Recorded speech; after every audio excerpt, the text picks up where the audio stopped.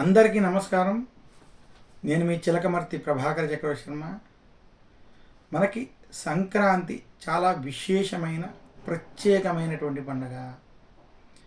జ్యోతిష్ శాస్త్ర ప్రకారం సూర్యుడు మకర రాశిలోకి ప్రవేశించడం, ఉత్తరాయణ పుణ్యకాలం ప్రారంభమయ్యేటువంటి సమయం ఈ మకర సంక్రాంతికి సంబంధించినటువంటి సమయం. సూర్యుడు ఈ సంవత్సరం 2024 సంవత్సరంలో మకర రాశిలోకి 15 జనవరి 2024 ఉదయం 8:24 చిలకమర్తి పంచాంగరీత్యా దృక్ సిద్ధాంత పంచాంగ గణితం ఆధారంగా ప్రవేశిస్తున్నానని తెలియజేస్తున్నాను. విశేషించి 15వ తారీఖు మనకి మకర సంక్రాంతి అవడం చేత 14వ తారీఖు భోగిగా, 15 మకర సంక్రాంతిగా, సూర్యారాధనకి వాటికి విశేషమైనటువంటి రోజుగా, ఇంకా దాని తర్వాత 16వ తారీఖు జనవరి 16వ తారీఖు కనుమ పండగగా చెప్పబడింది.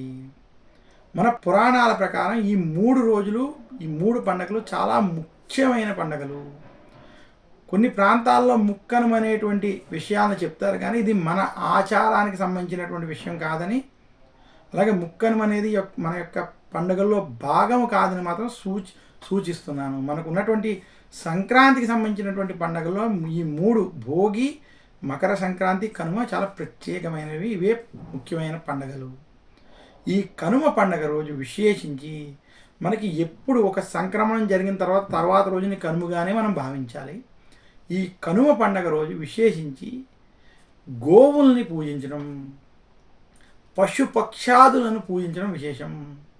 ఈరోజు విశేషించి పశుపక్షాదులకి ఆహారాన్ని అందించడం వల్ల వారి యొక్క ప్రేమని, వారి యొక్క ఆదరణని పొందడం వలన విశేషించి మనకి శుభ ఫలితాలు కలుగుతాయని పెద్దలు చెప్పినటువంటి విషయాలు.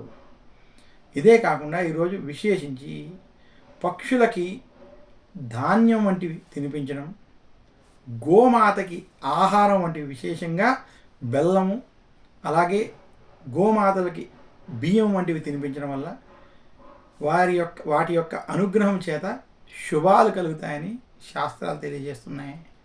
కనుమ రోజు విశేషించి గోపూజ వంటివి చేయడం చాలా విశేషం.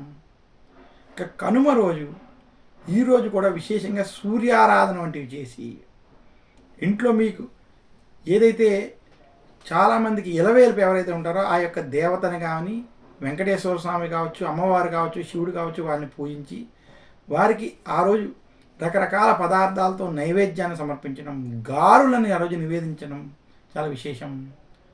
ఇంకా కనుమ రోజు విశేషంగా ఎవరైతే ఈ రకంగా జరుపుకుంటారో వారికి శుభ ఫలితాలు కలుగుతాయని, ఇంకా కనుమ రోజు చేయాల్సినటువంటి ముఖ్య పనుల్లో ఈరోజు విశేషించి తలస్నానం వంటివి ఆచరించడం, కొత్త బట్టలు వంటివి కట్టుకోవడం, అలాగే ఈరోజు ప్రయాణాలు వంటివి చేయకుండా ఉండడం ఈ కనుమ రోజు ఆచరించవలసినటువంటి ముఖ్య విషయాలు.